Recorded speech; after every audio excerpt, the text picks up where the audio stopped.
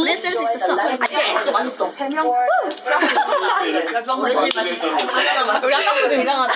아니 아까 전에 우리한테 물어보는 거야. Are you famous? 이래서 우리가 이렇게 가다가 다 famous 물어봐줘요. Are you famous? 이랬어. 둘이 진짜 거짓말 치고 약속한 것처럼 이렇게 가다가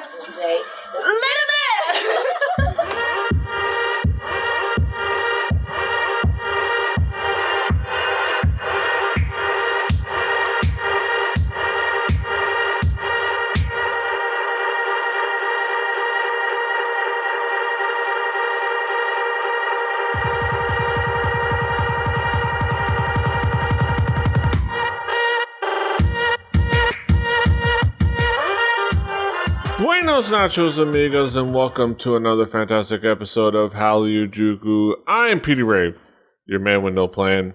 Here with me is my co-host, my comrade, none other than Brandon Cooper, aka King Kaz. How you doing, Kaz?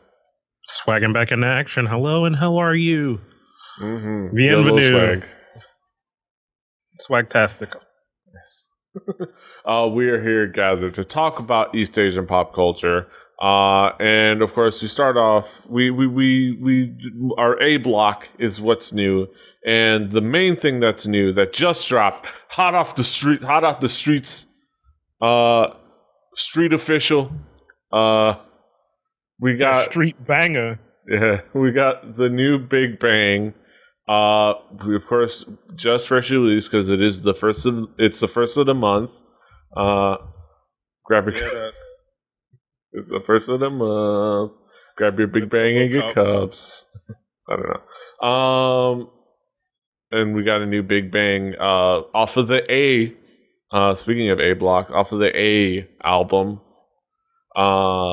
we have Bang Bang Bang. No, it's not the Cactus Jack theme song that we've all been waiting for. It could be. You don't know that. It could be. This could be the new Cactus Jack banger, son. Yeah, you get Mick Foley getting swagtastic. Right, he's making that comeback, you know. It's coming out big, bang, bang, bang. And no, it's not a remake of Group X's I Don't Want Relationship, I Just Want Bang, Bang, Bang. No, it is Big Bang's Bang, Bang, Bang. And it's a thing. It's bang. Yeah, it's a thing. All right, so there is some debate. There is a big debate, and it first of all, it starts off really, really cool. It starts off with a really cool beat, a really cool synth. Pink-haired Taeyong. Yeah, pink-haired Taeyong and his shirtless army coming for you in the tunnels of I don't know wherever the hell they shot this.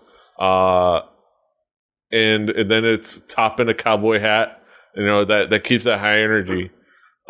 Which is just fantastic. Rapping at a dude in an astronaut suit, rapping at himself. Like cowboy top conquers astronaut top, and then Sungri with his zombie football player army. And then it's a really great high energy. I think here's the big debate, and then the drop happens. And then there's a split among everybody listening to this song. Yes, there's quite a few, and I'm going to say they're probably in the minority, or at least most of the people that aren't. There's probably a minority of them, but there's quite a few people, and I'm going to say me included, that I think that are just not feeling that drop. That not feeling when the song gets YOLO swag.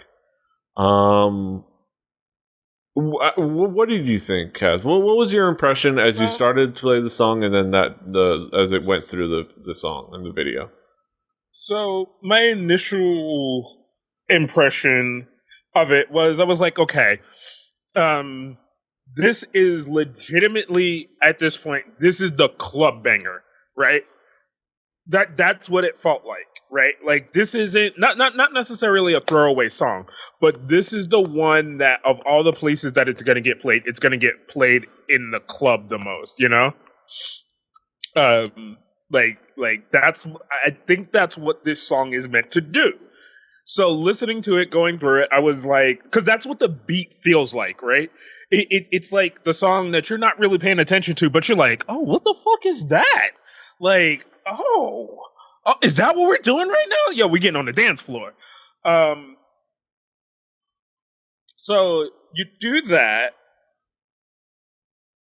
and yeah, you get to the drop, and it seems silly, but if it's what it's supposed to be, which is the club banger, the kind of like the song that mostly is going to get played in clubs in Europe and America and even in Korea, like, and not really played on the radio like that, then I feel like it did what it was supposed to, and it is what it is supposed to be. I think even with that caveat, I think it's still not good enough. I'm telling you. I think there's a better, but I think there's a you could do.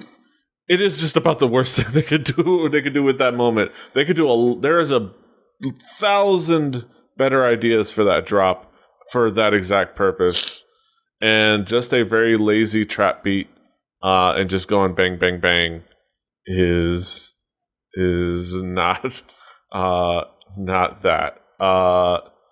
I'm in the stop G Dragon camp. I love G Dragon. I've loved G Dragon before, but at this point, he needs to at least be told that maybe some things aren't a good idea. I think he's been given too much freedom. This is why we don't let idols do things. I guess, but like I said, so we're definitely going into this with the understanding that this album is supposed to be way more of a concept and kind of this conceptual thing, but it's still going to hit the points that music is supposed to hit, right? So you got your kind of sultry, like, oh, look at me, song, I guess, in, The Loser? I don't know, the ballad in The Loser, and then and you got an upbeat, fun song in what's the other one? Here, let me do this. Bebe. So I feel like you have to have, and like, this is the thing, right? Not everyone is gonna like the club banger as a song, because that's not what it's meant to be. It is meant to get played in the club and get people going, oh shit. Yeah. And you know what's gonna happen in that silly ass drop that no one else likes? When somebody's in the club, they're just gonna be like, oh, bang, bang, bang. Oh, and like, that's it. Mission accomplished. I understand it's a club banger. It's a great club banger up until the drop, and the drop is terrible. There's a million other better drops for a club banger than that. There are a million. It's still terrible. It's gonna get played a lot, though. Well, I know, and that's the problem. I see a lot of people going, they don't need to care. Bang, bang, bang.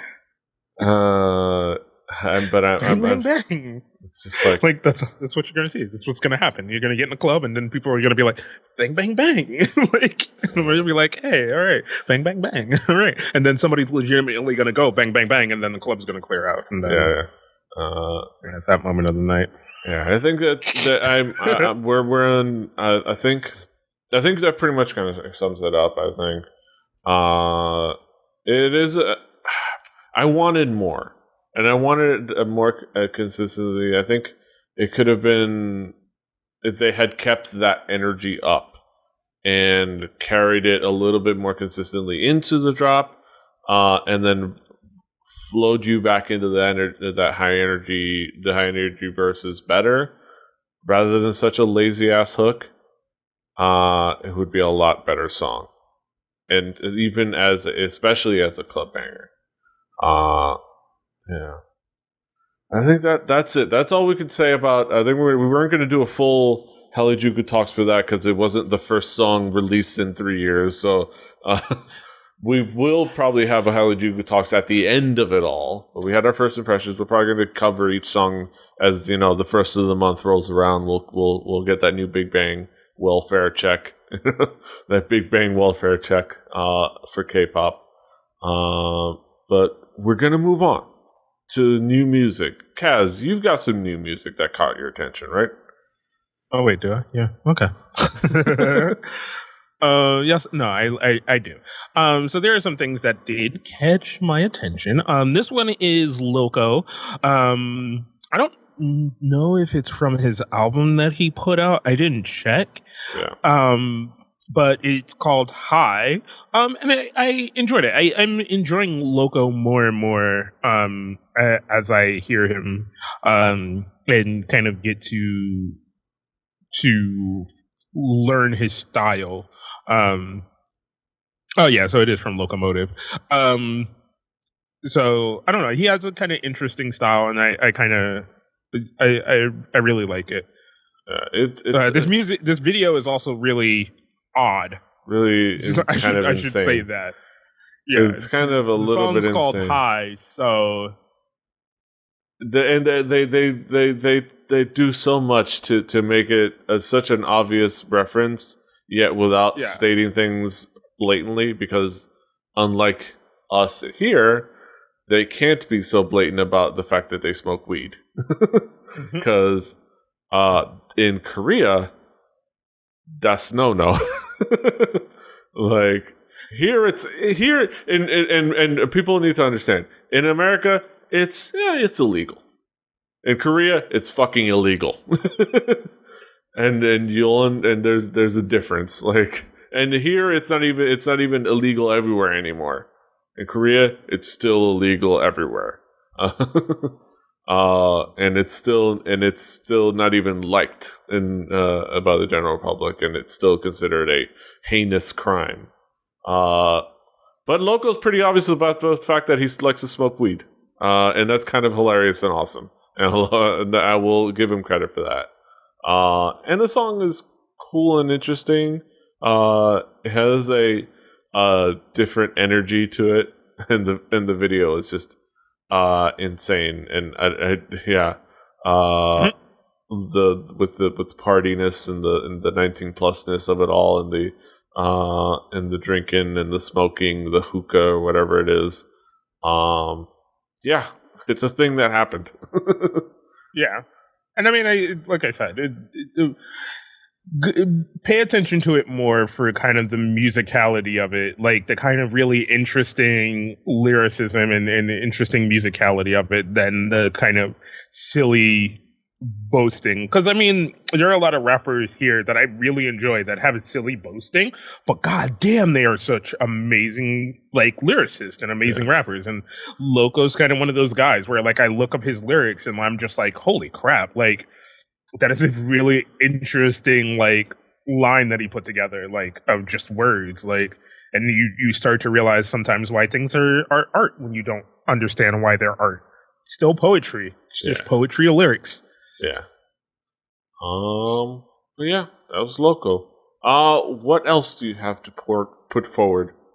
I was kind of apprehensive about this one, but I grabbed a song from 17.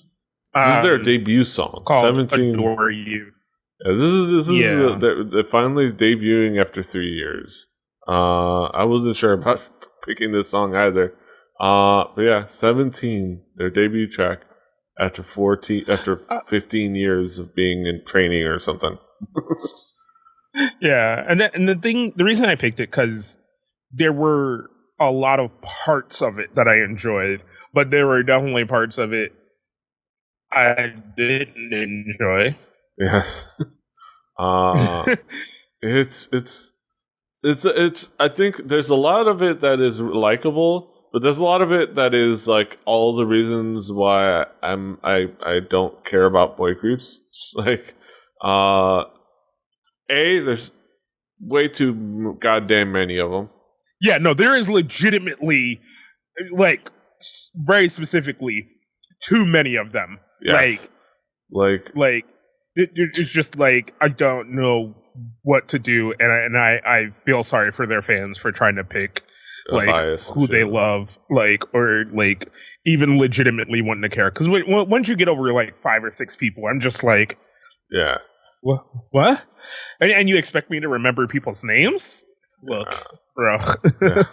But here's and that's the craziness of this is that for their demographic, the teenage girls, they will remember all the names. Yeah, they'll very specifically make a point to pick their bias, and follow that bias and cheer them on forever before having ever heard any music from them. Yeah. And that's why boy groups are more successful in Korea than girl groups. And I will also very easily admit that, like, because people are going to be like, oh, you always said how much you liked, goddamn,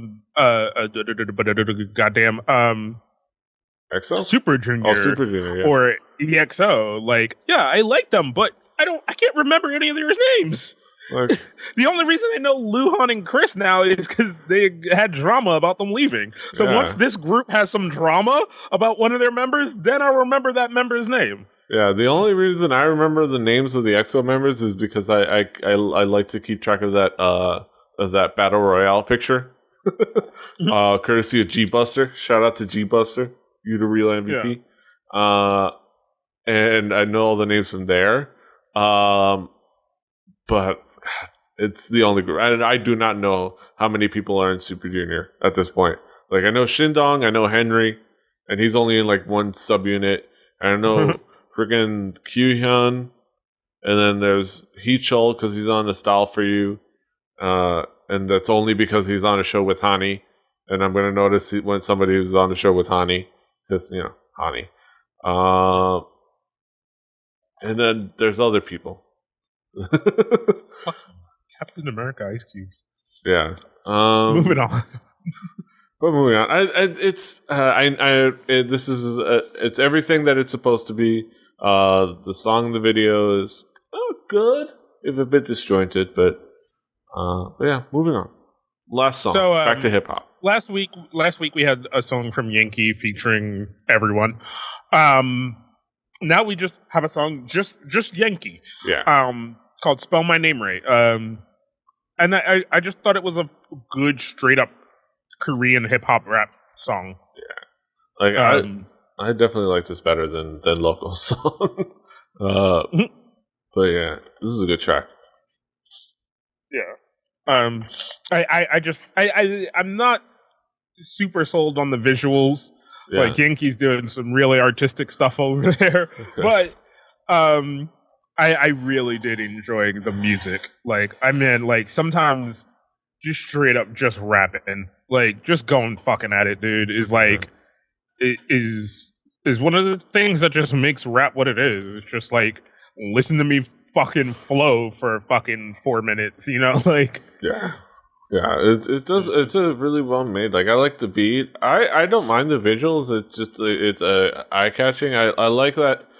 If it's funny because like I almost think like, well, one is the broadcast single, and that was the one last week of with everybody, and this is maybe the other song they want to make a fun video for, and say, well, we don't really need to make a video for like broadcast or TV or to do that in that mode. Let's just kind of basically do the iTunes visualizer but with crazy shit, like, and just make it colors that move to the music, but with like Yankee's face popping up. This is more or less that with some additional like imagery, which I think under that scope it works fine, because it's just like, you're listening to the music. Here's a visualizer to keep your monitor from screen burning, so that you can just have something up and colorful and fun and interesting. But I think it works well. Yeah, and we certainly know how to spell Yankee's name now.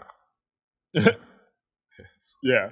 Definitely. Like I said, like it's just I instantly put it on. I instantly enjoyed it, and it was just like this is gonna have to be my thing for the week. Like it might even bleed into next week at this point because I'm kind of really enjoying it. Yeah, like so you know, it's just those moments. Yeah, it's so cray in the air, so cray in the air. But yeah, music, new stuff. New stuff. New for me. Before I get into the music, I will say I will touch upon the fact that I finished Angry Mom. It's the drama that I mentioned last week. It is like I mentioned last week. It's kind of the premise is a little out there. Yeah, it's a little kind of like silly sounding. There's bullying happening. A young mom who had a kid like super young, like as a teenager. Think age gap of like Gilmore Girls, that show. But not tone. Just that age gap. But like somebody in mid-30s has a kid young and finds out that kid is getting bullied at school. I broke Kaz. Finds out that kid's getting bullied at school and decides to go undercover at school because the system is failing her. It sounds like a silly premise, but it actually is a really fun drama, and I recommend it. There was a lot of tears, a lot of anger, a lot of frustration, and that was just me trying to get Vicky to stream to the Chromecast properly. Once I actually started watching the drama, there was a lot of emotions. It's kind of like there's some melodrama, there's some feels, there's some funny there's quite a few funny moments, quite a few sweet moments, and it works well. And I think I definitely recommend it. Angry Mom. It is an odd premise, but it's a K-drama. So you kind of, if you're getting into K-dramas, you're going to have to like just find a show that maybe has a premise that you're like, I don't know, and just go for it. Because fuck it, like there was like 3 years where every drama was about a girl pretending to be a boy, and people still watch those. So give it a shot. And then another drama I will say that I'm checking out that I like is, speaking of off-putting, The Girl Who Sees Smells. I don't know if I think I mentioned it last week. I'm watching a couple more episodes and I'm liking it.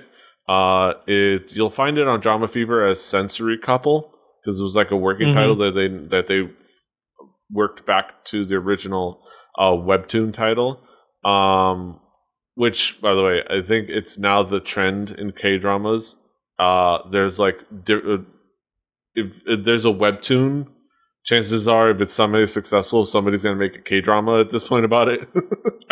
It's like web comics becoming network television shows at this point. Freaking Miseng. I think we're going to have to talk about Miseng at some point as an assignment, because that created a trend. But yeah, Girls See Smells is the premise is the first thing that happens on the show is the main female lead comes home as a kind of a high school kid, a late high school kid, comes home to see her parents murdered and sees the murderer there dragging the bodies, and then sees his face, and then narrowly escapes, only to be run over by a car and fall into a coma.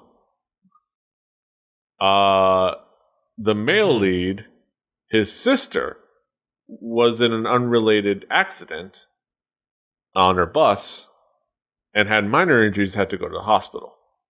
At the hospital, that sister and the female lead have the same name. The murderer kills the sister of the guy. Going forward, the guy becomes depressed, faints at some point because of stress and overwork, and loses the ability to feel pain and taste and smell. The girl wakes up from her coma 153 days later with no memory, one blue eye, and the ability to see smells. Like the actual see like particles of smells, like a supernatural ability. it's a crazy premise again, but it's actually a fun show because now once that sets up and once it starts, it just kind of becomes a crime procedural. Right. Because she helps him because he becomes a detective to find out what happened to his sister. Instead of he derails his career and becomes a detective, so she helps him solve murders and crimes with her abilities, and then she's also trying to be she's an aspiring comedian in a like a gag concert style troupe. Okay. Yes, it is. I can definitely understand that explaining it makes it sound a little odd, but it's actually kind of a fun show. Like the characters are fun. Like the female lead, she has a really cool energy about her. The actors are good, and there's a lot of fun moments. There's a lot of familiar faces from Modern Farmer and a couple other dramas. And it kind of works so far. So far, it's worked so far, and it's kind of a show that because of how it's been, like they're leading up to finding more clues about that main murder, but they're basically doing a crime an episode so far. Monster a week. Yeah, monster a week, and it's almost like this is the kind of they created this premise. Like I almost feel like this could be a multi-season show. It's not going to be, but it probably isn't, and it won't have another season. But if they had come into it with an idea of having multiple seasons, this could be a fun premise for like a psych-esque or a like buddy cop. Yeah, like one of those like Castle or Psych or like the consultant, the special consultant cop comedy dramedy. Well, I mean, it's still the buddy cop thing. Yeah, it's just yeah, like The Mentalist, Yeah, all these shows which I don't like. But like there's but they're still fun to be had from those shows, and those are fairly easy to make and can make money and be good low common denominator successful shows. I would say it's a good show worth checking out. I'll report more since I've only started a few episodes. The Girl Who Sees Smells. All right, moving on to music because we have a lot of music to talk about. Because I have a few songs and there's some extra songs. There's an extra song. I'll start with my 19 plus party music video song with a lot less artistry and just more rock and roll. JJY Band. Mm-hmm. Jung Jun Young. He of currently the current cast of 2 Days One Night. Jun Jun Young, his band, the JJY Band. And their video for OMG. It is just a rock song with a video about a hangover / a party. It's The Hangover as a music video.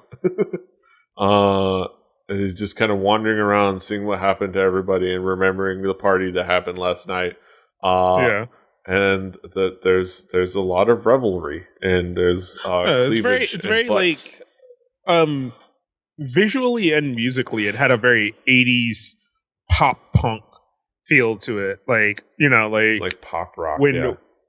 When fucking punk music started making money and motherfuckers realized, we can do cooler drugs and like not fucking slum in a van for 3 days playing music.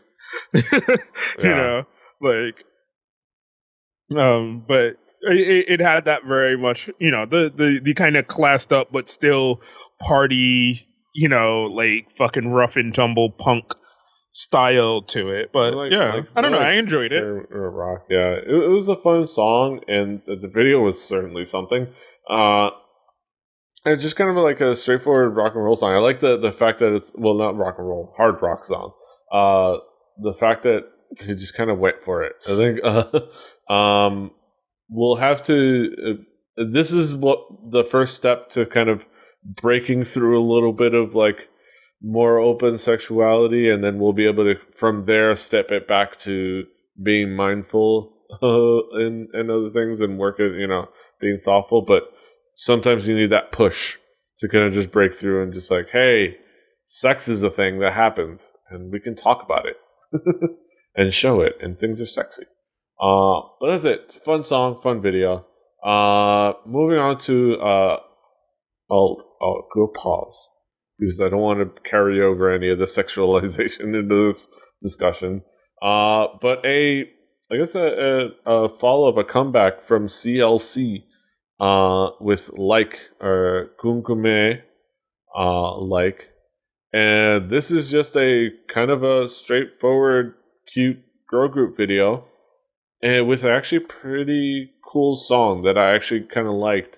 The video is kind of fun and silly. The girls are adorable, and it does involve some ridiculousness, like not questioning whether she may have been hit with chloroform or anything, or wondering why some kidnapping a poor girl who passed out on the street, and then just like not really doing anything as far as attending to her well-being. I mean, and then stalking some white back to their house, and then stalking some white dude. When he's not home, breaking into his house and messing up his apartment. Overall, it's a fun song. What did you think, Kaz? There was no part of that I enjoyed.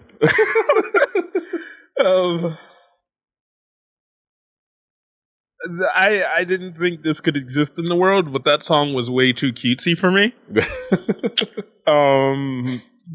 Like so cutesy that it was annoying. You know, like I was just like, whoa, bro, like, can we not? Yeah. And then other than that, like the video was just like, I'm just like, ugh. It's just like it just got progressively worse and more colorful, and it's just like the girls were fine. It's just it was just way too much for me. Like, yeah, I'm just like, give this premise is just so. This will give you cavities, basically. Yeah. It is understandable. I couldn't do it. Yeah, I can kind of. I have a tolerance for the cuteness, but it is, you know, it is a bit much sometimes. I mean, hey, bro, I have fucking little like I have these on my desk. I have all kind of shit. I have a hat with a fucking bunny on it. I got a fucking bear back here. Like I my podcast notebook has a kitty with a princess crown on it. Like so, I like cuteness.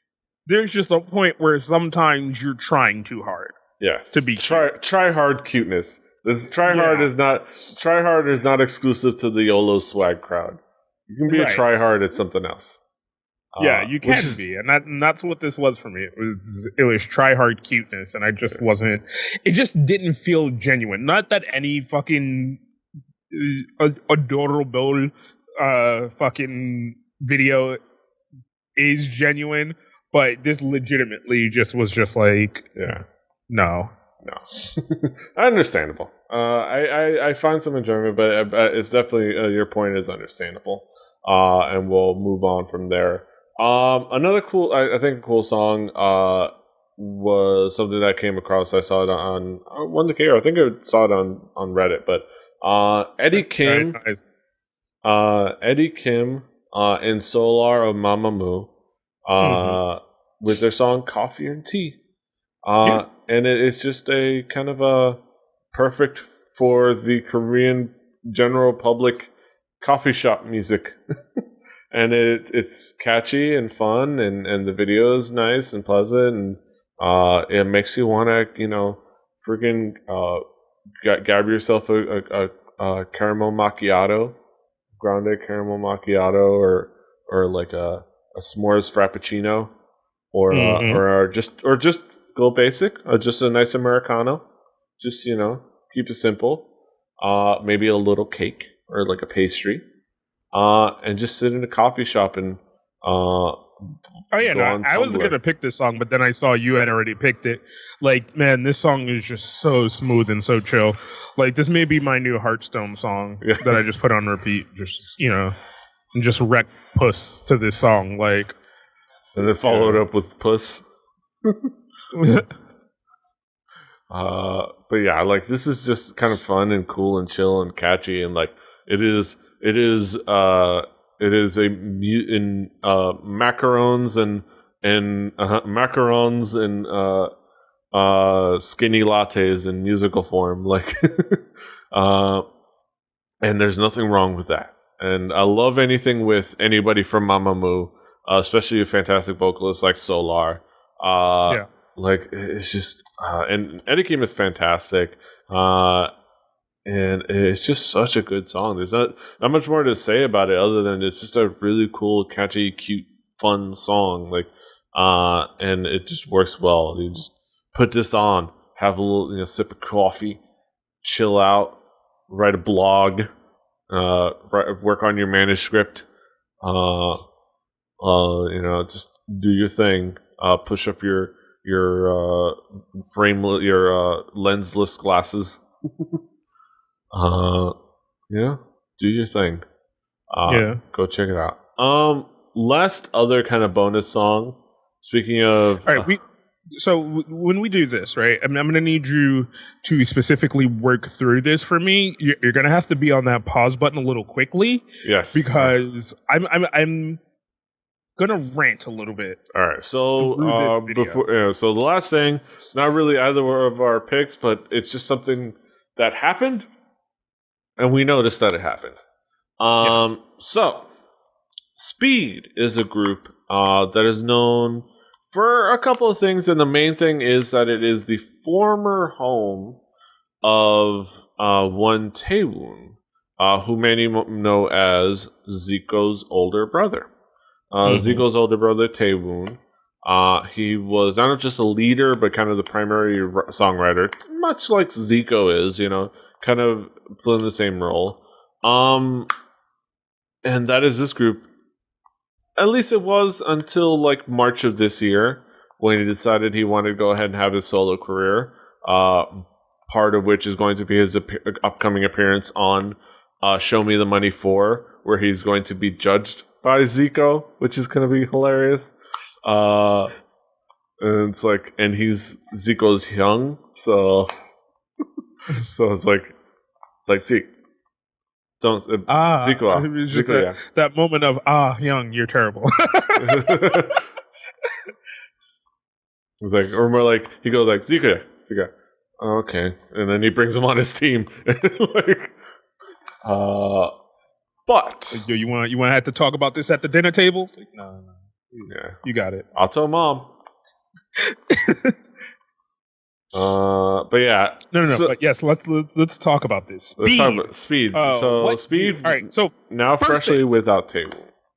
I need you to pause it at about maybe 5 to 8 seconds, somewhere in there. I need you to pause it. Right. So you kind of start out awesome beat. Yeah. Awesome fucking beat, right? Yeah. Then it ingrains you. It pulls you the motherfuck in. That beat is that boom boom kind of clap kind of beat, right? Pulls you the fuck in.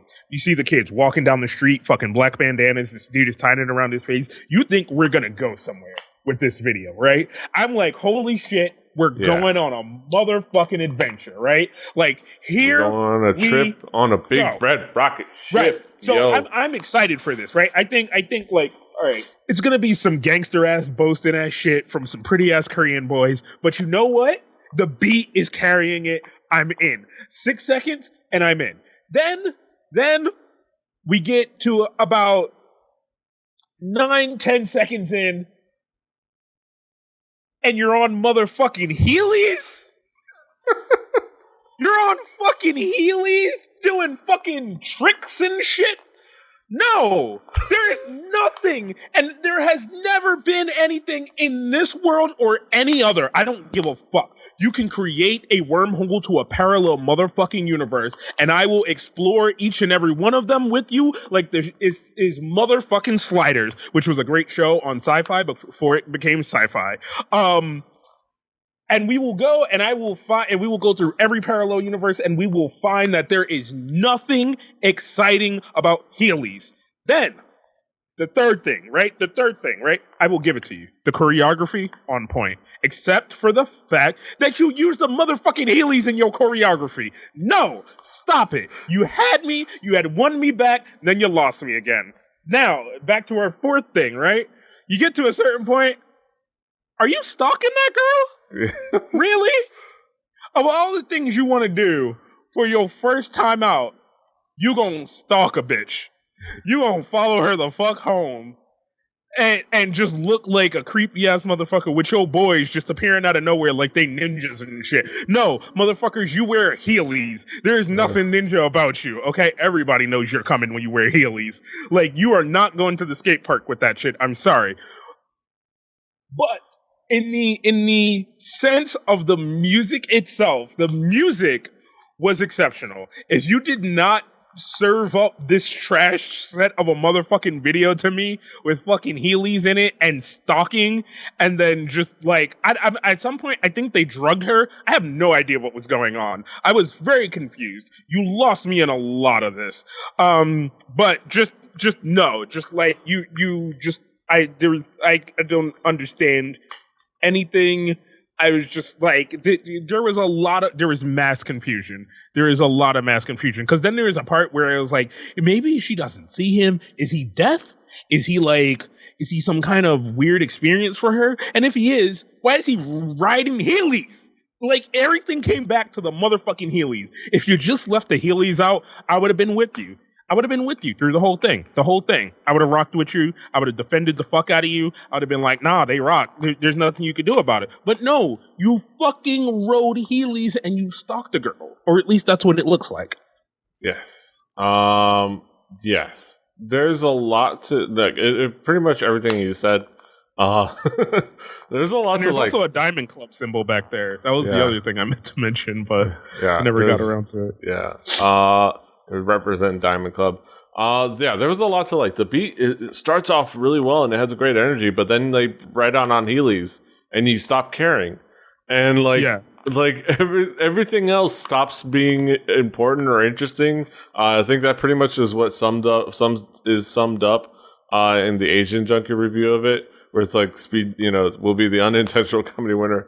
Where it says like, at the end, like the song is cool, like the beat is cool. It does a lot of cool things. Like they categorize it as like the instrumental is like has an orchestral feel to it, and with like strings, and it has that good percussion to it. It has a good style. But then like motherfuckers decided to create the K-pop version of Thug Rollerblade.gif. Like, that's pretty much, if you want to sum up this video and how it is in one GIF, you basically say Thug Rollerblading. Like, that's it's like, that's basically what it is. Which is unfortunate because it takes away from a pretty decent song. And that's sad. That's so unfortunate. I think there's not much else I can say about the motherfucker has also hit like a fucking pirouette at some point. No, ain't nothing hard about pirouettes. Yes. You in figure skating territory now, motherfucker. Like, no, you're not hard. Triple axles and shit. Shit, son.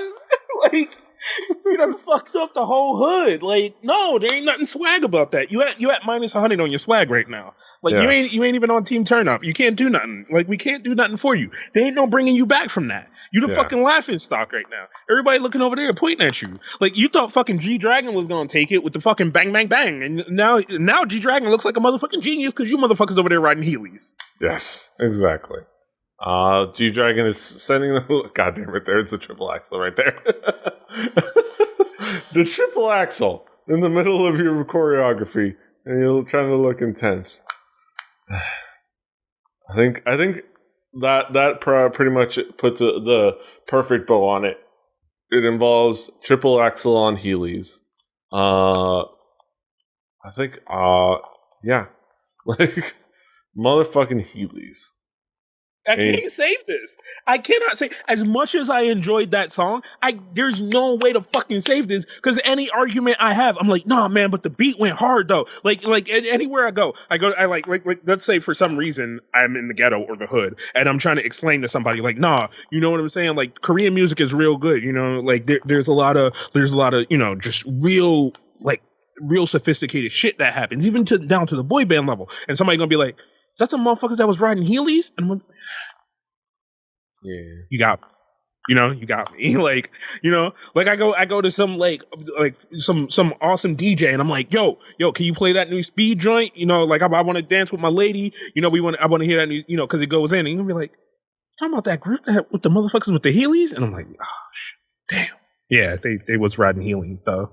Like, there's nothing, no matter what, no argument in the world can save you from, was that the motherfuckers riding Heelys? Like.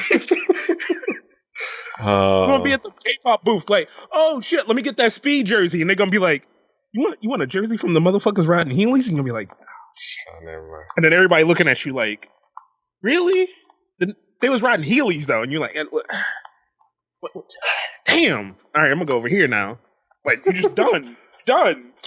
You get the EXO jersey and you move on with your life. The EXO jersey. Just get the Rap Monster jersey. Everybody gonna respect you no matter what you do. Exactly. Don't get the jersey from the motherfuckers riding Heelys. Exactly. or the sponsored Speed Heelys. You know what? That's what it's gonna be. I swear to God. I swear to God. If I see a girl at a goddamn convention and it says Speed on her motherfucking shoes and she got hit, I'm gonna trip a bitch. I don't care. I'm putting it out there. I'm gonna put it. Boop. Oh, you fell on your face. You don't want to know why? Because you're riding motherfucking Heelys. Yes. Like. Yeah, they was riding Heelys though. I think we have our episode title. And we're gonna finish up. That was our music. We're gonna go into our headlines now. So join us over there, won't you?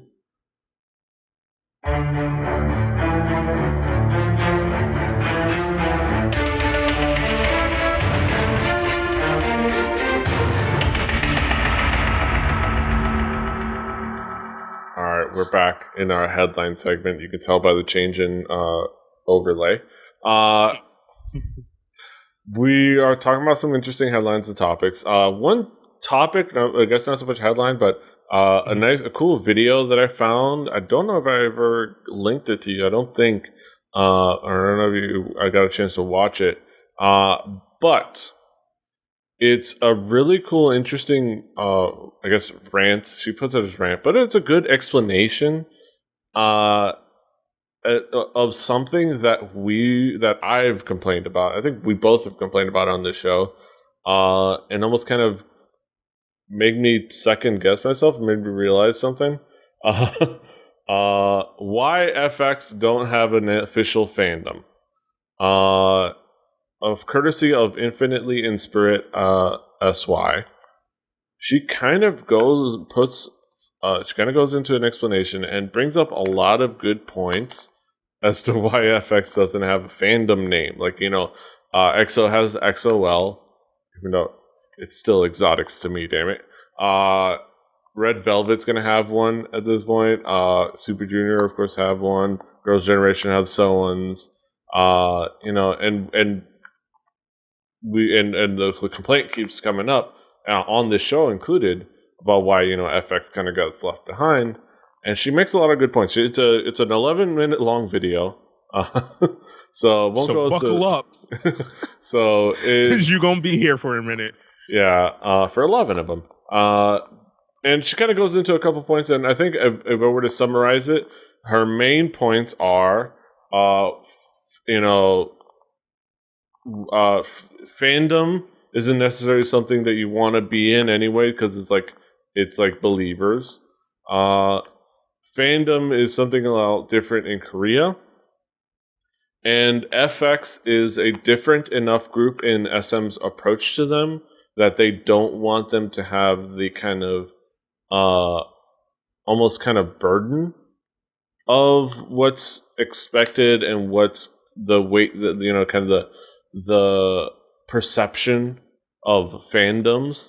And she kind of brings up the idea of believers or, you know, directioners, you know, One Direction fans. and makes it actually pretty good points.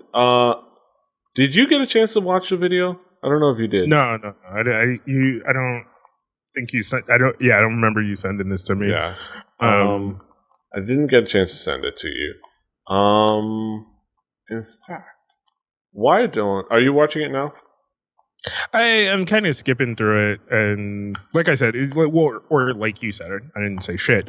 It is a lot of the same things we have also said many times, that it just seems like it's less of the fans not wanting to, and more of it's less. It's less of them. I think her main point is that she wants to take away the idea that it's SM neglecting FX or making them lesser, and more of actually making them a different thing, their own different kind of unique thing, where they're not like, for example, one of her main points is you don't have to be a fandom of the whole group. You can kind of like who you like within the group and follow them. And still, support the other girls, but mainly focus on your girl without feeling like you're a bad fan. And I think the main thing is the kind of the fandom stigma. They didn't want to have them have that same fandom stigma of, like, of, it's easier to translate, of like the Beliebers or the Directioners. They kind of wanted a little bit more of a mainstream appeal, I think. For FX, a little bit more of a universal and a little bit more of a widespread, because of how much of a unique set of characters and people that are in FX. Like, she points out how, she'll say, like, well, you have Crystal, who's like the chic character. She's kind of cool and chic and fashionable, and you have Amber, who's the tomboy, who's American, Taiwanese. You have Victoria, who's elegant and kind of has that kind of that beauty, and she's also appeals to the Chinese market. You have Sully, who was mainly supposed to be the cute one, though her character, she's kind of a different character, but she was kind of made to be the cute one. And Luna's like the talented, the singer that kind of has that vocal talent appeal. So it's like, I don't know. It does a good job. I would definitely recommend people check it out. And she makes a lot of good points as to why FX doesn't have a fandom. Because they have fans. More than anything. So I like it. Go check it out. All right, moving on. So I don't want to tack on too much. Moving on. This is an article that I linked to you from Noisy. And I linked it to you a while ago. Noisy, courtesy of Vice, in Vice's music blog. Rap Monster is proving assumptions about Korean Idol rappers wrong. It's a super interesting article about Rap Monster and kind of his backstory, and a little bit about his personality and character, and a little bit about his upbringing and his approach to music, and how he approaches music and how he approaches his work, and how he is kind of it's weird to say, how he is on some small level changing a little bit of the perception, him and other people, I would say, not just him, but him and other people. He's contributing a small part to changing the perception of idol rappers. It's not just him. But he does contribute a small part to that. His work, Zico, and a few others are doing that. And it's an interesting article. I know you had thoughts, Kaz. Yeah, so I like right off the back, as soon as you sent me this article, I went like a couple of paragraphs in, and I went on like a hella rant, like straight out the gate, like there was no stopping me. It was rant city, and if he was in the way, he was getting run over. But here's so I'll go through my rant or whatever a little bit, and then I'll kind of stylize it a little bit to make more sense. So this article is written, like you said, by Noisy, which is if you've been on the internet long enough, you know what Vice is. It's a very stylized documentary news kind of thing. They have a lot of cool shit. I really do enjoy some of the Vice things. I will say that. And this Noisy thing seems to very much still be in that style. They're going to talk about everything. You know, they're not kind of beholden to talking about just the things that they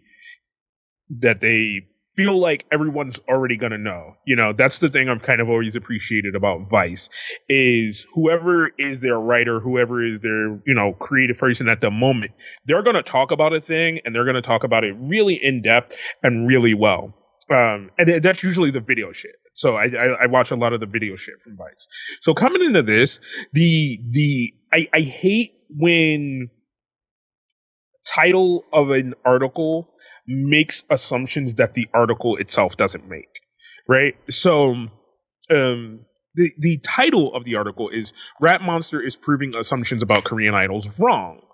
About Korean idol rappers wrong. So you kind of go into this thinking, okay, it's probably going to start talking about Rap Monster and maybe give you a couple of other examples about this, or just it's going to talk about Korean rap maybe, or Korean idol rap, and it doesn't ever get there. It starts off very strong about telling you who Rap Monster is, a lot of his inception, a lot of his creativity, a lot of these things, but then it really, after kind of the first three paragraphs or the first three bits here, it really turns into a identification piece a little bit. It kind of more talks about just Rap Monster and who he is and where he came from and what he's doing and his creativity and BTS, and maybe it talks about like there's some parts in here about Bobby and stuff like that, but other like and it's not even really like, it's more of a profile piece than anything. Yeah, it's more of a that's the word piece. I was looking for. It's more of a profile piece. So then, like, I kind of went on that rant, and PD was like, "Well, you know, this isn't necessarily for us. It's not necessarily for the people who know the Korean music scene or whatever." So it's kind of maybe trying to tote that line a little bit of being written by somebody who knows Korean music and kind of trying to maybe introduce readers to it a little bit. And then I kind of thought about that over the past couple of days when we had that discussion. And I kind of came back around to the fact that I think it then does even less justice. Because it is very much, it is to me, written from, by, or in some form, maybe by like a fan of Rap Monster who wants to push Rap Monster. Yeah. You know? Which is understandable. Yeah, I definitely I can see that. I think it's like he's definitely an interesting person to profile. I mean, we've gone into our journey with BTS in general. In the end, obviously, knowing the inevitable that they were going to blow up and be huge. But I don't think that we could have predicted that we would kind of have at least the whatever amount of respect we do have for Rap Monster that we have now. Especially with what we've seen lately and kind of who he is and kind of how surprisingly smart and creative he is. But yeah, it is definitely a kind of it's an op-ed, and we'll say it is an op-ed, an opinion editorial. So there is a kind of a slant. It's an opinion slant. But yeah, it does seem like it's a fan pushing him forward. But I think it does. I think it does a good job of profiling Rap Monster and giving somebody an idea of somebody interesting in a different music scene. I mean, I will say this, like, it is very positive. Well, one is it's very clearly positively written, which is not the thing that I have a problem with. I don't have a problem with a positive review of Rap Monster. I think I just very strictly have a problem with titling it Rap Monster is changing the ideals of idol rappers. Or like proving assumptions wrong and things like that. Yeah. Right, because then if it is this thing where you're introducing it to people who don't already know the scene, one, you're already, before anybody reads any other words that you have written, you're already slandering the other idol rappers. You know? Like before anything, if somebody sees this on Facebook, what's the first thing they're going to read is that headline that's there. Somebody sees it on Twitter, it's going to be that headline. Somebody's looking through, the listicle of articles on the Noisy website, and if they go, I don't really care about Korean rap, they're going to see, oh, Rap Monster is good, but everybody else is kind of, I understand that. I would say. If I would say anything, I would say that talking about it's not saying anything bad about other idol rappers. It is, it is speaking to existing assumptions. It is, it is speaking to an existing assumption. That's the existing assumption from the perspective of people who know. When I'm talking about strictly, like you said, this could be to introduce to people who don't know, right? But for the people who are just going to skim and read the article titles and maybe not read the whole article, it already creates in their mind that there's some odd thing about idol rappers, It might. I think. Yeah, it might. There's a couple of ways to look at it, but I definitely understand that. It's definitely all in all, it's an interesting op-ed piece to look at, and it's nice to see more exposure from of K-pop from somebody other than that one dude at Billboard. It's basically there's this one dude at Billboard who talks about K-pop all the time. And at this point, it's one of those things where I'm like, always, when somebody writes something, I always kind of want them, I want to know what the intention was, and to me, the intention seems to kind of be in a sense like, hey, Rap Monster is really cool. I came across this dude, holy shit, and maybe even the person who wrote this doesn't know a lot about the Korean idol rap scene or anything like that. So this first person they came across to them is like, holy shit, like some of these other dudes, are kind of whatever, like they're just pretty boys who are told to rap, and like this dude seems like he really knows his shit, So it could be very opinionated from the wrong standpoint, even still, and I'm still very much saying I don't have a problem with a positive spin on Rap Monster. I'm just saying, when you're doing that and when you're presenting these things to people who may not know about these things, you gotta kind of choose your words better. I will say the last thing I would say before we move on to the next article, because I really wanted to talk about the next thing. Because I'm so amazing. But I will say the last thing. I would say maybe she's trying to say that he is helping those that are wrongly assumed to be bad. Break that stereotype of other ones. But your points are valid. All points are valid. But moving on to something a little bit more fun. SM Entertainment have run out of ideas for EXO, put New York Yankees in Arena League football. EXO are releasing a repackage called Love Me Right without Tao. That's another thing. It's another interesting aspect. Without Tao, which is news in itself.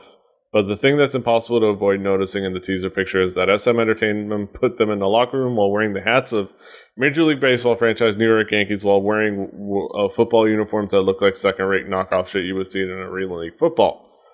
Really thought this was through. Oh yeah, and as a bonus, we'll be getting the EXO Big Bang Bloodbath we all want, because it's releasing in the next couple of days. So we're getting EXO versus Big Bang for the first time ever. Once in a lifetime.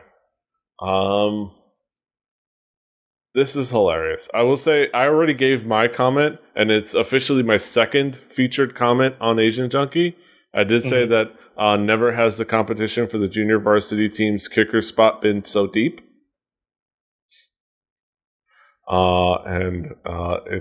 It's featured comment. There's some great pictures of them in the huddle, like remember the Titan style. Of course, they nice and photoshopped this, the Chris Luhan and Tao. What is your impression of these little Korean boys in oversized football uniforms? It seems like it was okay. What's the concept? Football? Where are the helmet? Oh, we forgot the helmets. Okay. Oh, did we not get these uniforms? Fuck it. Just take the picture anyway. like you could have got the uniform sized correctly at least, or so. Or just take all right. So I've been doing some photography studying. Right. You could have took I know one of them has to have like a nice, kind of body. Just put just the jersey on them. Like have somebody sitting there with the pads. Maybe not this setup. Like get a bench. Maybe put them out on a field or whatever. Like make them look like they've been competing in a game for a really long time. Maybe a couple of them could wear the Yankees hats. That's pretty cool. You still keep that. You still keep that. That sponsor that you had from probably the people who make the hats, whereas they didn't pay attention to the concept and they just sent you the hats to put in the ad so that, hey, New York Yankees hats. Oh shit. If EXO wears a New York Yankees hat, I'm going to wear one too. You could have did all that. But those uniforms could have been so much better designed, and then you could put a little wear and tear on them on these really nice stylized uniforms. And like I said, have somebody just sitting there in the pads and that looks all cool and smooth and sexy. And a couple of guys just in their jerseys and stuff like that. And it would have looked really nice. And maybe not do the long socks with the half uniform, because somebody most of them forgot to tuck the uniform into their socks, which is the style when you do football. But they don't know. That's the problem. It's it's barely wear these shorts, and where's you're supposed to tuck them in. Yeah, but this could have been done so much. They don't even have pads on their legs. They all look like I said. They all look like freaking punchers. They look like the place kicker and the punter. Yeah. This is just not good. And then you got all of them. And like I said, I can't remember all the members' names, but you got it looks like two of them have on the same number. The two standing 20, off to the. Well, I'm going to give them a maybe 81 and 21. I'm going to say 61 and 21. No, wait. Let me see. Chanyeol. I know a couple of names. That is, I know Chanyeol is 61. I don't know. Maybe 81, 21. I don't know. They got 99 in the middle. But then this kid has he has the weirdest smile on his face, whereas nobody else is smiling. Did he get the kicker spot? And no one else did. Is that what happened? Yeah, it might have been. Jesus. Let's take a picture together. We all competed together, and it was a great competition. No losers. It's no losers. Whatever. Fuck you. New season. I was baseball uniforms would have been so much better, though. Yeah. Baseball would have been fine. They could have been. That would have looked good. They might even actually have those, but yeah. Also, there's you could just tell by the look on their faces. And another idea that it was the male version of O from Girls' Generation, especially because it's 9 now. 9 boys, 9 girls. So, yeah. I do like the idea. Another good idea. If it is instead of doing that as the male version of O, they could have just kept the same outfits, bare midriff and all. That would have been fantastic. There's some fan art down in here that looks way better. The uniforms look way better on them. Fan art, which is the next thing. There you go. Yes, exactly. That's how that concept was supposed to look. Yeah, it was supposed to look where the uniforms actually fit and make them look nice and like the shorts are still like untucked though, but yeah. Well, the fan just drew what they saw, dude, and they just stylized it a little better. Yeah, that's in all fairness. Yeah. Also, I like the staff armor. You can't see. It's hard to see.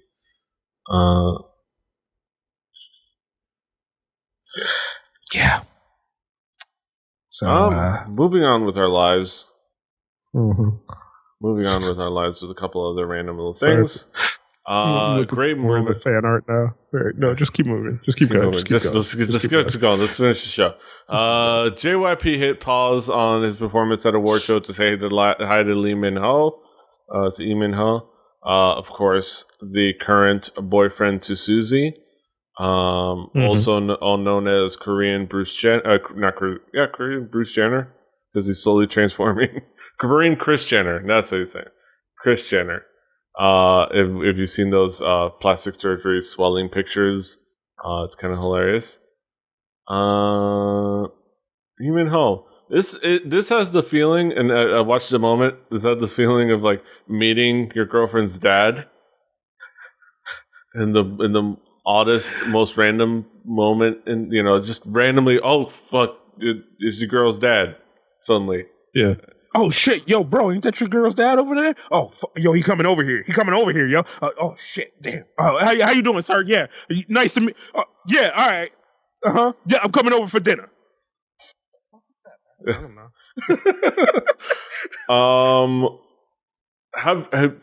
What would you do if you were dating a girl, and you found out her dad was JYP?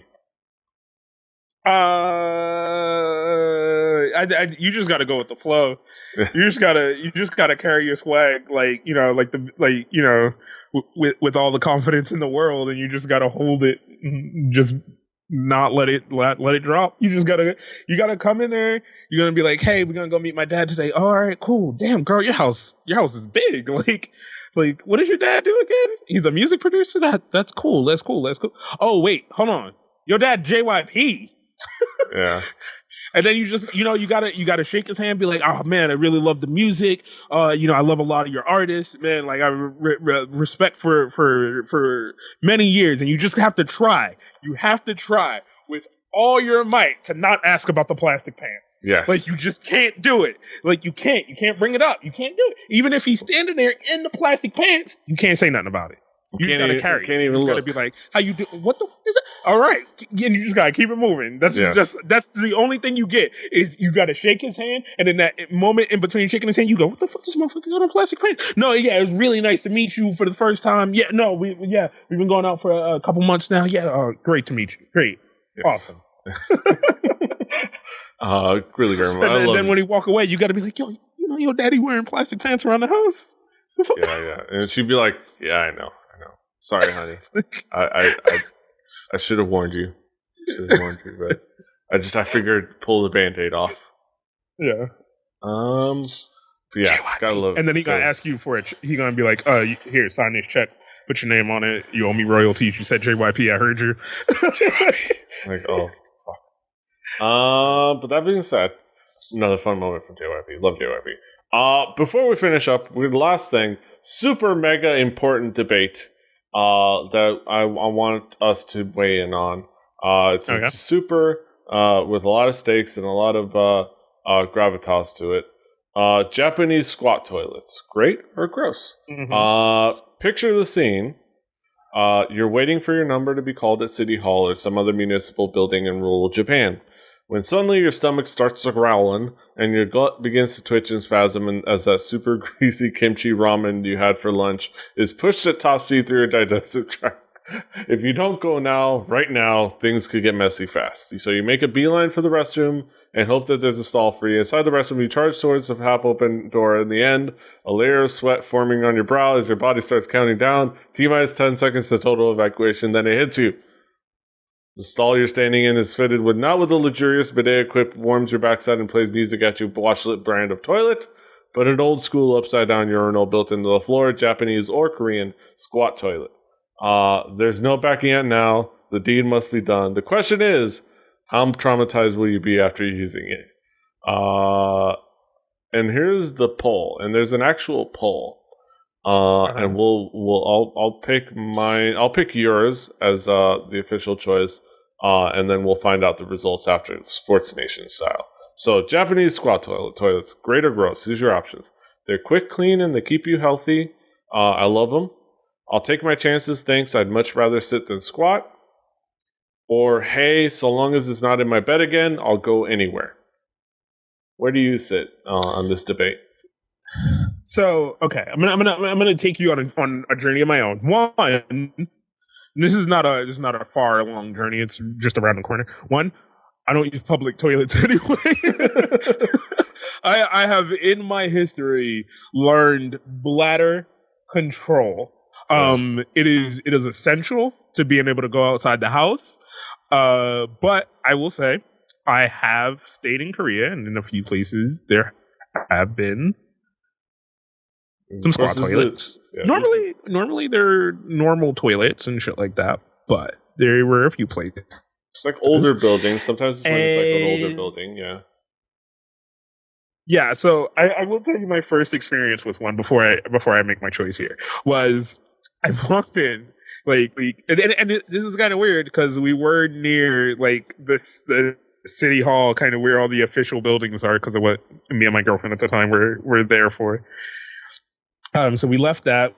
We were headed back or whatever. We're just kind of going around some of the shops, and I go in, and I'm just like, I had that moment, and I've seen it in anime time and time again, and I drew a blank as to what the fuck I was supposed to do. Like, and all I had to do was pee. So I was just like, I'm looking down, and I'm just like, oh, man, bro, like, like. I just like stood there for a second and I'm like, how to like, and I just waited for a urinal to be like accessible, and I just came out, used the urinal. But okay, so let's put. We're talking about a gastrointestinal debate right now. Let's put tooth to nail. Like, I ain't got no choices. Is fucking shit myself. Yeah, it's duty. Right. It's we crowning. Like, yeah. there's not no even crowning. Way out of this situation. It's not a solid at this point. It's not solid. Right. So like you can't even give a couple of like courtesy farts and just hold it in. Like, you can't even do one of those moves. And I think at that point, like, I think I'll use it. Like, I don't have any problem. See, the only problem I have is if it's that bad, right? If it's that bad, the thing about sitting on a toilet is you can sit and you can just expel. I'm sorry. I'm sorry, ladies and gentlemen, but everyone's been there at least once. You done had some spicy ass tacos from not Taco Bell, and it was spicy, and that beef ate you up on the inside. Or for those who know and aren't acquainted with them, you done had some White Castle in your life. And White Castle, if you're not used to a White Castle burger, it will tear you the fuck up. They're little, but they are feisty. They will sneak up on your ass. Like, I have done that to people. We've gone to New York, and I've been like, oh, man, I ain't been here in years. And they've been like, oh, I've never been to White Castle. And I'm like, all right, give me 3 burgers. And they're like, why are you getting 3? I'm like, they're tiny, but, don't let it freak you. And they're like, oh, they're super cheap. Let me get like 4 or 5. And I'm like, don't do that. I was like, the max is 3. And they're like, no, bow. 4 or 5 White Castle burgers. We halfway down the block, they doubled over. Like, all right. So, I'm just scared of missing is the thing, right? Yes. Like, I've been trained all my life. I don't have to. There's no aim with that. So, but I feel like if it's in a situation, I gotta do what I gotta do. I'll take the squat. Like, I'll do it. Like, yeah. It's there, and it's in that situation. I'll use it. I'll do what I got to do, and that's how I'll live my life. Yeah. So you'll go anywhere as long as it's like if the situation warrants it. You'll go anywhere.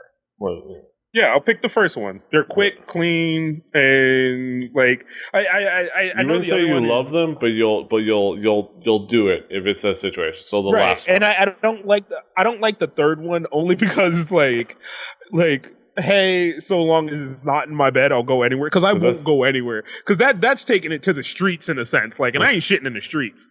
No. Yeah. I ain't shitting in the streets. All right, you'll pick the first one. All right, so here's the results of the poll. 20% picked mine, which is, hey, so long as it's not in my bed again, I'll go anywhere. 22.52% picked your choice. They love them. 57.24% says they'll take their chances rather sit than squat. People, risk takers. Risk takers. It's definitely understandable. I mean, dude, like, I've been in situations at work where it's coming at me. It's just like, it's straight up. And I started to make that move to the bathroom, and I get in there, and I'm standing there, and I gotta, like, psych myself up, and I try to sit on the toilet, and then I just get grossed out, and I'm like, nah, I gotta leave. Yeah. Like, no, I've trained myself to accept that at work. I've learned like, it one time, because you know what? It not only is it useful to, you just have to go. I'm gonna be honest. Sometimes going to the bathroom ain't about going to the bathroom, but about being away from people. Well, no. I'll like when I used to be at my job, I'd sneak away to work, go like sit on the toilet, like put the toilet seat down, sit, and just be like, and Twitter time. Like, yes. Oh, no, that's true. But like, that's crazy. Leave that. Like, so yeah, but yeah, definitely. So that debate decided. And that's that. That brings us to the end of another fantastic episode of Hallyujuku. Hope everyone had a great time. I know we did. And Kaz, what do you got going on in your world? I got a lot of things going on actually. I'm still making it through my photo shoots from ASIN. So hopefully those will be coming out soon. Hopefully I'll be sending the packages of photos to the people who were gracious enough to sit down and do photo shoots with me at ASIN. So much love to all the people who let me do that, and just the people I took pictures of in general. Super awesome. So check Facebook for some upcoming things. Hopefully very soon we'll be releasing the King Kaz photography page. But as always, if you're interested in any of the photography stuff I do, you can head over to 500px.com/KingKaz. Other than that, the thing that I must preach from the mountaintops, DKGS, the Drunk Kids Gaming Show, our lovely trivia game show that we do bi-weekly. We've actually skipped 2 weeks for our next show, just because of timing and writing constraints and things like that. But we're back on schedule. We're coming kind of to the final few alpha episodes, so we have a few more alphas under our belt. We're going to move into our beta phase in structuring things out, doing some more heavy promotion in some other places than on our own networks of things. But the thing I really want everybody to do is definitely go check out my Twitter, the DKGS Twitter as well, because we've made a fun, easy to use sign up page for anybody that wants to be a contestant, because I am legitimately tired of two things. I'm tired of people saying I didn't ask them, and I'm tired of people going, oh, I thought it was just another DKGS show or another DKG show starring the DKG crew. And I was like, no, it is a legit straight up afternoon game show. Yeah. It's just straight up simple questions. Do you have a webcam? Do you have a headset? Do you have headphones? Do you have a mic? Do you have a Skype account? You put in your Skype. You put in, your Twitter, your email. You put in what you want in your lower third. I'm sorry, T2, but I'm going to make a duplicate entry because I already signed up. And then you put whatever you want to promote, and then you hit submit. Yeah. That's it. and it's an awesome. I set the forum up in a really awesome, simple way so that not everyone in the world can see your information once you put it in, because I know a lot of people sometimes are worried about those kind of things. So most forums usually take you back to the forum page so you can see all the things, but I made it private so that only me and T2 can see that information. But you can if you done fucked up what you wrote and you're like, oh man, I didn't mean it, they're not going to find me, you can even just edit it. So really simple, works really well. Thank you, Google, for making something like that, where where you can just make something really super simple like that. I'll have PD put it in the show notes, so people can find it. But yeah, that's just the thing. It's super awesome, super simple. It's trivia, and most shows are general trivia. There will be some themed episodes. We have a comic book themed episode. We're going to have an anime themed episode. We're going to have a music themed episode, probably an 80s themed, just whatever I can think of to throw at the wrench of my lovely writer, Mac, who then have to do all the research on this thing. Yes. The morning stream has Iceworm. We have Mac. You have Mac. But yeah, he's about that me/Gamecast. I'm at PD Rave. You can find us at Hallyujuku. You can find us at hallyujuku.com, kpoppodcast.com, rebelli.net for this and other shows. I think I had something I was going to promote, but I completely forgot it. It was like a thing that I was going to mention. Well, didn't I tell you? Don't you know? I have to wait for that. Rebelli.net, Rebelli TV on YouTube. Look for that. Later this month, speaking of con hype, we haven't, we did ASIN. We didn't talk about con hype, but I'm going to talk about con hype. Florida SuperCon at the end of this month. I'm going to go there. I'm going to hang out with Sean Russell at the A2K podcast. We're going to do stuff together. I'm going to do stuff on my own. Probably going to do stuff for AnimeCon. For our boy P. Deli Handy. And for our channel. I will find the K-pop booth. I will find another album, even though I think you're crazy. Don't worry, we are going to review the album we picked at ASIN. I know we both listened to it now. I've listened to it a few times. So. Yeah, so we're going to talk about that, but I will get another album, but check that out. Until next time, hasta los huevos.